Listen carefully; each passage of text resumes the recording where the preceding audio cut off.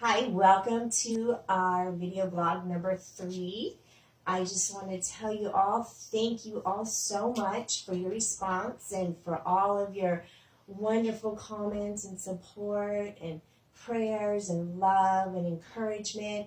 And I just want each and every one of you to know how very special it is to me to read them. And I feel every single one of your comments and all of your love and support. So thank you all so very much. Today, I want to actually talk about a little bit different perspective of cancer or any illness. And that perspective is more on family and support. I have the most amazing family, and I'm so truly blessed.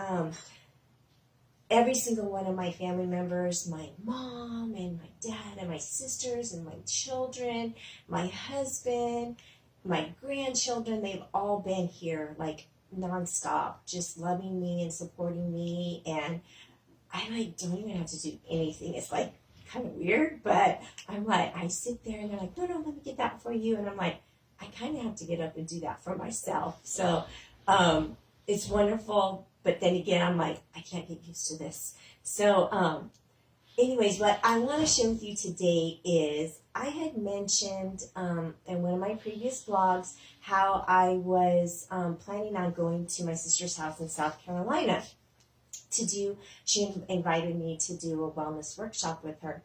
And that was going to be on the 31st. Well, my sister canceled that workshop. And she came out here. And when she got here, she's like, I'm here indefinitely, sister. I'm going to be by your side.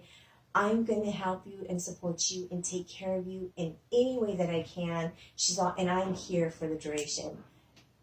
That just I can't even articulate what that means and what feeling what feeling I have about that, because it's just the most beautiful gift that I could ever receive.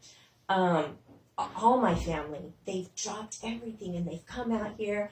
They have cleaned my house. They have cleaned out my cupboards. They are fixing my house so it's a little bit more comfortable for me.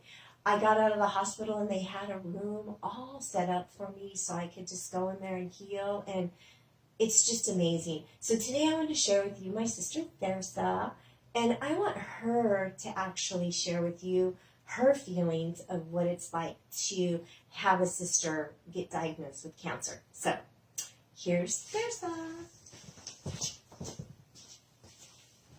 Hi all, I'm Theresa, and like Lisa said, we're sisters, but she's also so much more to me than just a sister. She's my best friend. She's the one, like many of you, who I call and we talk about everything. It's one of those kind of weird relationships. We always tease that we're twins, that we're born in different years, which is kind of weird. We've lived on opposite sides of the country for most of our adult lives as we raised our families, but we're so much alike. It's bizarre. We finish each other's sentences. Our kids freak out when we're together because all of a sudden we're saying the same thing at the same time. And where does that come from? Because it's not how it was in our house when we were growing up, but that's how we are now. And we also share a love of health. Lisa is actually part of what inspired me to go back to school to become an integrative health coach. That and a health issue I had myself. And it's amazing how much we have collaborated over that. We've talked so many times throughout our lives, or in the past years, that we live so far away. We need to live closer so we can work together, and we'd be able to do so much more and change so many lives. And we had no idea it was going to happen this way, but here we are. We're not having the balance of the country like we used to before. Lisa used to say, well, the reason that we live on two separate coasts is because we have to keep this country balanced. So it's been a very interesting process. I have to say that Lisa had told me a few weeks before she actually had testing that they had found some spots on her liver. And, I was very prayerful about it, but my nature is to plan for every scenario, to think ahead. We were just praying and thinking, oh, this is IBS, and trying to self-diagnose. That's what health coaches do. We're always trying to think of what it could be. And so Lisa was doing a lot of work with that. We were both, I think, on our own, we were doing lots of research to find out what it could be helpful, what would be the most helpful steps for Lisa for what she's going through right now. The day that Lisa said, I had already back up just a little bit. When I knew she had some spots on her liver, I talked to my captain at work. I work for Trader Joe's. I talked to my captain at work, and I said, Anthony, I don't know if this is anything, but what's involved with the transfer if something like that had to be taking place? And he goes, all you have to do is tell me, and we'll work it out. And so the day that Lisa went to get her colonoscopy and endoscopy, and she got her initial results back, I knew she wasn't able to talk because she sent us a text that had the information on it that said malignant tumors. My shift wasn't finished yet, but I was a little bit emotional. I tried to finish up what I was doing. I finished writing my order that I had to write, and I looked at my boss and I said, Anthony, I really need to leave now. I'm sorry, I just got my sister's test results back, and I kind of need to leave now. And it was really hard.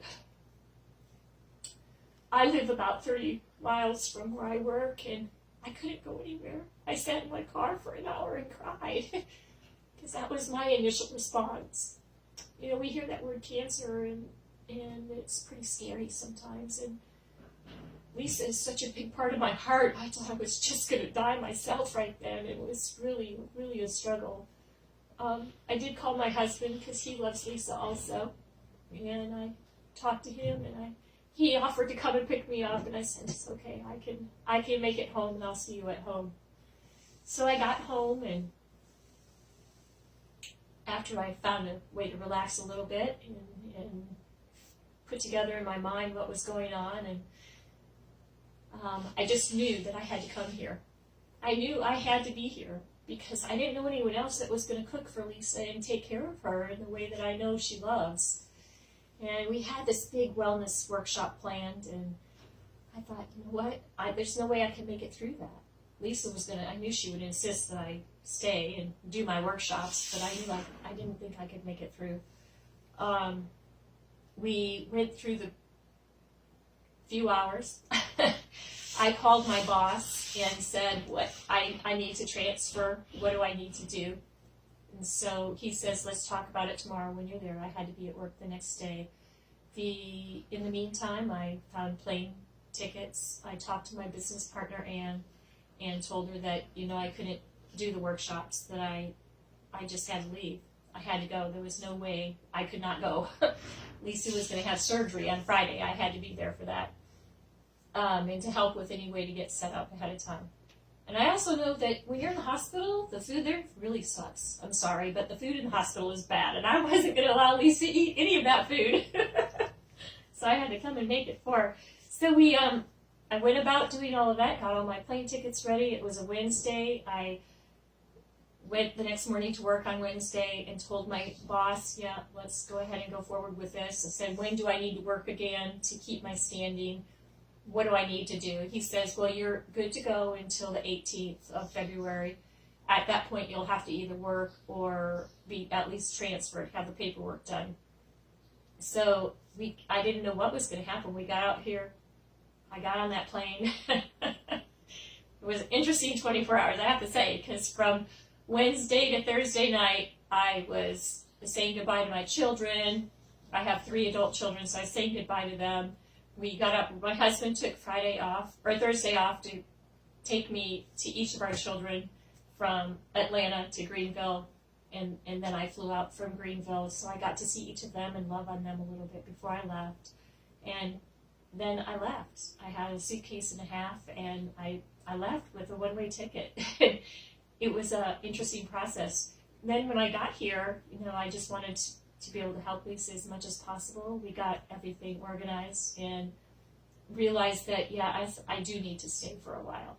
So the most amazing thing happened with my work.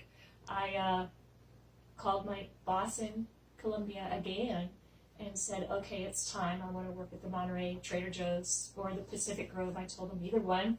He goes, okay, I'm going to look up the store numbers. And hey, I'd already been to Trader Joe's a few times, so I had the store numbers on my receipts. So we found out what the names of the stores were. We got everything organized. He called the store in Monterey. And after I hung up from him, he says, you just need to go in there and introduce yourself, and so they know who you are. And I was in there about 10 minutes later because I was right up the road. That manager, Christian, in the Monterey store, he had just gotten off the phone with Anthony. He welcomed me aboard, and they put me on the schedule right then. They didn't just put me on the schedule, they asked me what schedule I wanted. So they were totally working with me. They said, do you want to, what do you need? I said, no, it's about what you need. They said, no, we're here for you. And I told them, how about weekends so that someone's home when Lisa needs to have help if she needs it. So that's what they did. It was the most amazing thing ever. To say that this is part of a well laid out plan is just like, wow, because it really is. To think that all of these things fell right into place the way they did. And my family was so supportive. They are so supportive of me. I have, as I said, 3 adult children and my husband, and they've been fantastic. And they know that I may be here for, who knows, a month, 6 months, a year. But as a sister and as a family member of this whole circumstance, the initial response was that fear-based word. And that, because you hear that word cancer, and you think of all the scenarios. But then I knew that this was something we're going to overcome. And we're going to find every way we can to fight this. We're going to do the research. We're going to look at all kinds of alternatives and complementary theories of how to heal cancer. Because we all have cancer. We all have cancer cells in our bodies. We don't have to be afraid. We just have to be proactive and take initiative and do things to make a difference in it. So that's kind of what Lisa and I have been doing now for, each day we look and we research and try to find different ways of healing and treating the cancer cells, how to build up her body to be extra strong before she starts anything else.